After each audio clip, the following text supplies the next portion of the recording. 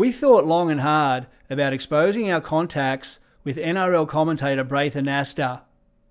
Was it fair to single Anasta out when so many others promote the NRL, when it's promoting Westpac after they enabled hundreds of PD files to destroy thousands of children's lives?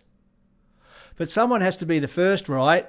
And besides, the real victims are the thousands of children whose lives were destroyed, and those victims don't have a voice. I contacted Anasta because I thought he was a decent and honest person. Not for a second did I think he'd have anything to do with Child SA. I thought that when he found out what Westpac had done, he'd step up to the plate, and his first message gave me hope that would be the case. It was on a Saturday, and he said he'd look into it over the weekend. But on Monday morning, when I checked the videos, I could see that he hadn't watched them, which meant he'd broken his word.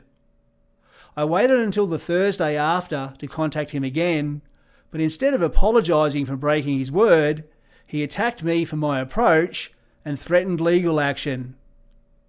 I found it staggering that Anasta would attack me for giving a voice to the victims while he's promoting the NRL.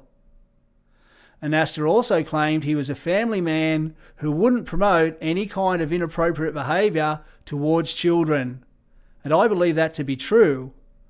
But I still question why he's promoting the NRL when they're promoting Westpac, and why he broke his word. Anasta did say again that he'd look into it, but I don't believe that. You know, the question I ask myself is this: would Anasta promote the NRL if it was his child that had been abused? I can't imagine it. And would Volandis allow the NRL to promote Westpac if his child had been abused? I can't imagine that either. A Westpac employee tried to justify still working there by telling me that they're now doing great work. But that's bullshit, right? That means nothing to the thousands of children whose lives have already been destroyed. That's just the pathetic lie she's telling herself to make it okay.